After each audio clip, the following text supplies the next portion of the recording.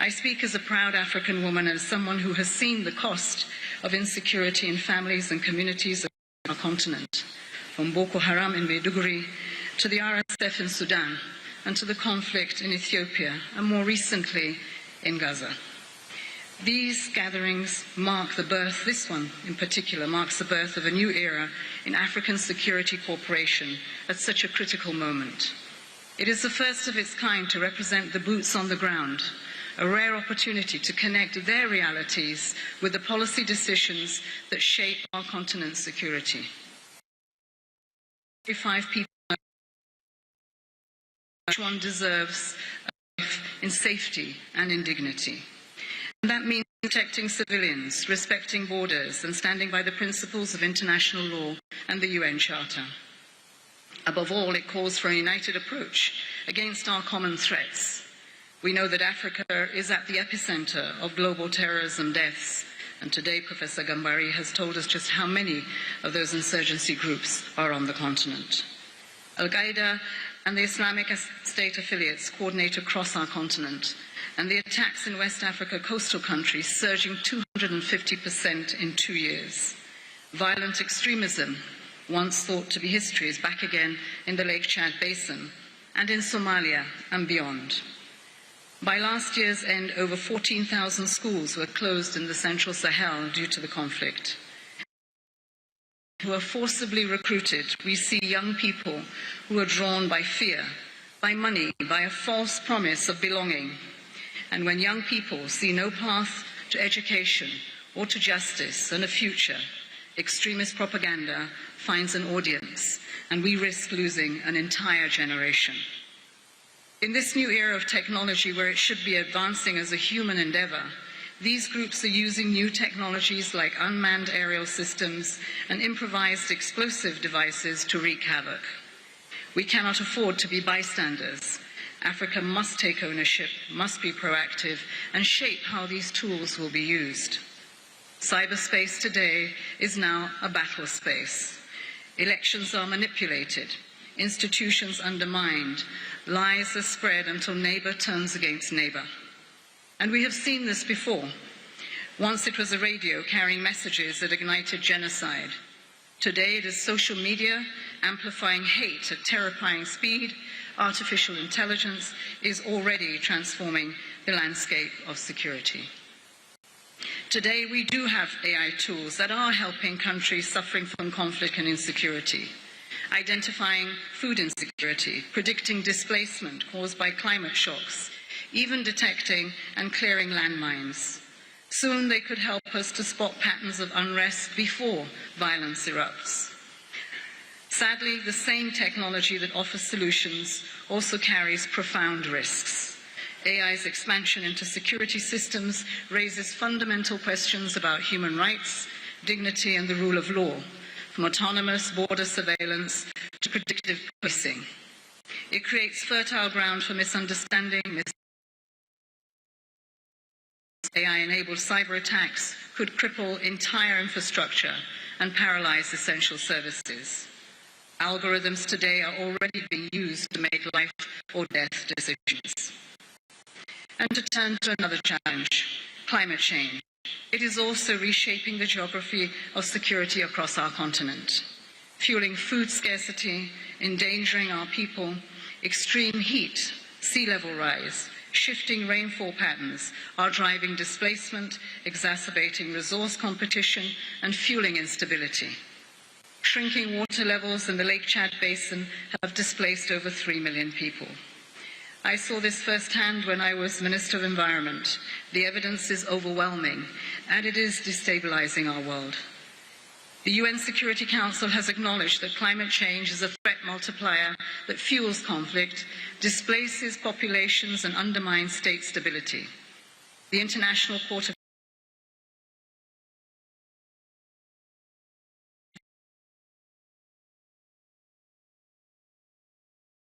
Justice recently recognized climate change as an urgent and existential threat to our world. IPCC has left no room of doubt. Africa is one of the most exposed regions in the world to climate change. The rippling effect is rising displacement and migration, putting food systems and infrastructure under severe pressure, and creating more opportunities for instability and exploitation. The result speaks volumes. Climate change is a clear and present danger to peace. Our seas are also becoming a new frontline. Organised crime on our waters is feeding violence on our land. In the Gulf of Guinea, piracy, illicit trade are funding terrorism. In the Red Sea, maritime insecurity is undermining stability far beyond the shoreline. Excellencies, Excellences, each of these threats all share one characteristic. They are transnational. Our response must be that too. When we act in isolation, we hand our adversaries their greatest advantage, our division. Regional cooperation is the linchpin of African security and defence, but we also note that this is easier said than done. Defence collaboration is not simple. We are talking about 54 countries, each with their own policies, their histories, their priorities, and their difficulties. This makes it all the more remarkable that though the complexity and diversity, African forces find ways to act together, and you have. From the African Union's peace support operations to the Algeria African Centre for Study and Research on Terrorism, Cape Verde Centre for Security and Transnational Organised Crime, and Cameroon's International School for Security Forces, amongst many. The African Union deploys peace support operations where others can and will not. The multinational Joint Task Force in the Lake Chad Basin coordinates regional efforts against Boko Haram. ECOWAS in West Africa and IGAD in the Horn are coordinating troops, logistics and political engagement. The G5 Sahel and the Accra Initiative have also played key roles. But too often, such initiatives are being held back by mistrust, tensions, gaps, and in some cases, sadly, undermined by the international community. Trust is not built overnight, but without it, every effort to strengthen our partnerships and our response in defence of our people will fall short. Collaboration must be targeted and intentional, and I see three opportunities where our unity can tip the balance.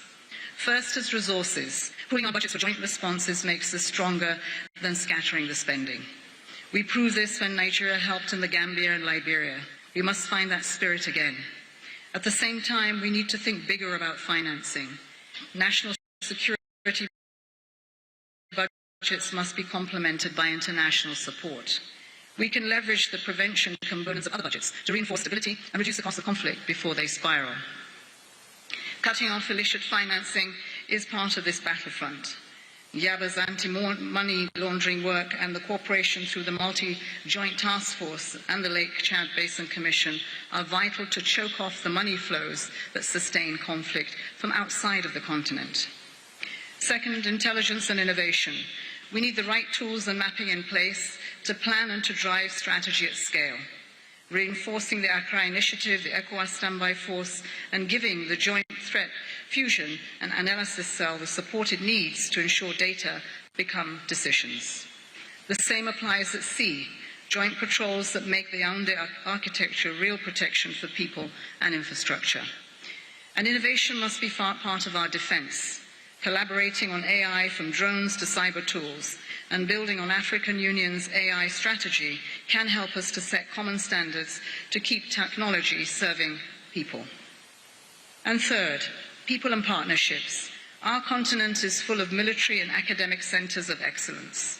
We need to harness this strategy and this training capacity. Use it more efficiently and deploy it where it is most needed. And we must unite the public and the private sectors. Soldiers learning side by side with engineers, technicians, innovators, regular fora with business to share cutting-edge knowledge. This is how Africa's own labs and companies can power our security future. In turn, the private sector benefits from access to credit to grow their companies and to feed their bottom line. It creates an enabling environment for young people to strive for their futures. Excellencies, Excellences, history has shown that African military cooperation and collaboration has already proven itself on the world stage. 3 decades ago, Ghana and Nigeria pioneered ECOMOG in Liberia when regional interventions were untested. African military diplomacy stepped up into breach when others hesitated.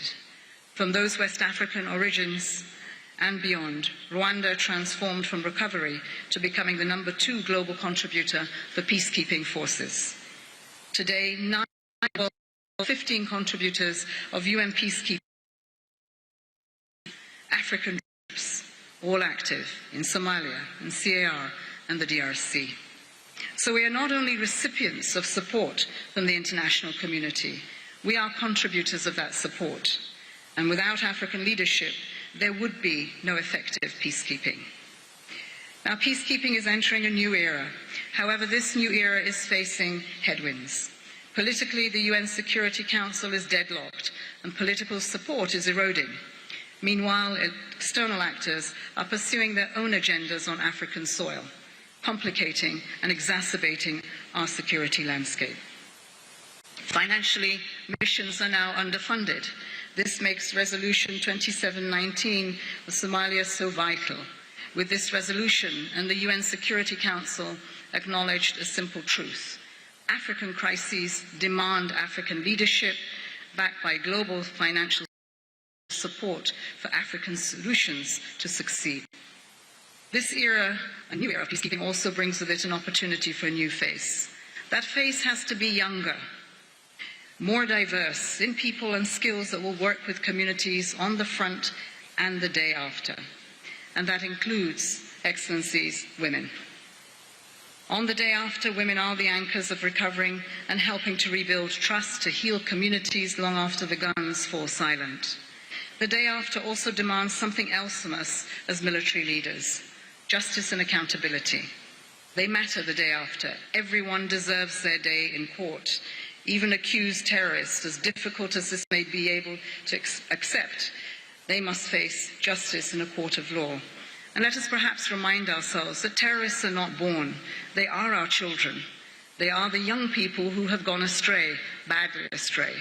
And it is our duty to bring them back out from the cold into building their nations and not destroying them. These are some of the issues that international community will raise, and as leaders you will have to be in a position that you can defend. Excellencies, let us be reminded why we need peace for development. Without it, neither the Sustainable Development Goals nor Agenda 2063 can be achieved. Farmers cannot farm without security. Energy systems cannot be built without being protected. Every school, every hospital depends on security. And we cannot have our children, our girls, in fear of kidnapping.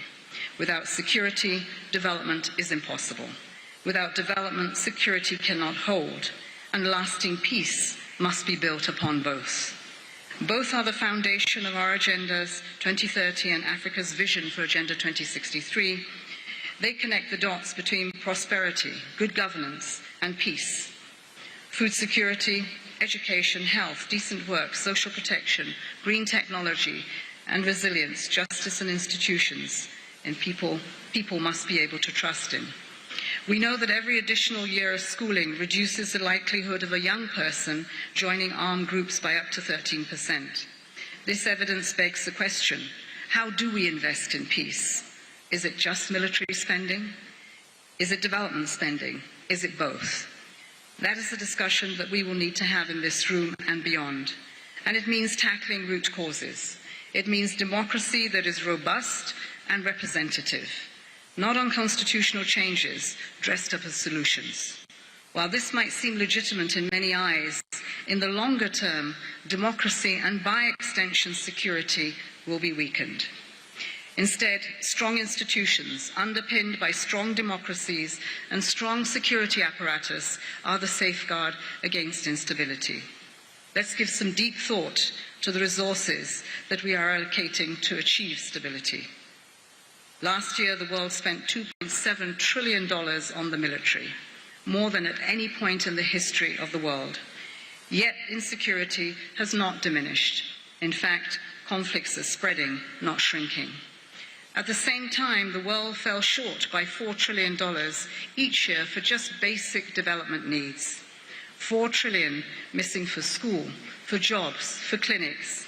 That imbalance raises a clear question: what kind of spending truly delivers the peace you are willing to fight to protect? This is at the heart of the African Union's call to silence the guns, because silencing the guns is not just about weapons laid down. It is about investing in people, tackling root causes, and creating societies where stability is built on justice, opportunity, and trust. Success will only be possible if we create the fiscal space for investing in people and stability. And so we do need in Africa a fairer chance and a fairer finance, debt relief, affordable credit, and a global system that works for Africa is what we need today. We need a global financial architecture that reflects today's realities.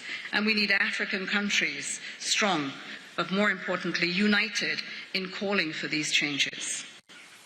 Our chiefs, excellencies, friends, strategic defense collaboration is not a slogan.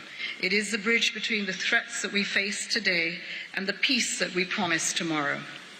I've seen the challenge, I know you have. I've also seen what's possible when we find common ground. The outcome of this week must be heard beyond this room. It must be carried into every international forum where decisions on defense are being made on our behalf. That's how we will shape Africa's security on Africa's terms. But reshaping security also means changing mindsets. We must see women not only as victims of war, but as partners in peace. And just as women are the bedrock of peace in our homes, they must be a part of the search for peace on the war front. This is not about winning wars, it is about winning peace, and is about doing it together. As Nelson Mandela Madiba once said, I dream of the realization of the unity of Africa, whereby its leaders combine in their efforts to solve the problems of this continent. That dream calls on us to act with resolve, with courage, with trust, and a shared purpose to safeguard the future of Africa, the future of Africans that we want. I thank you.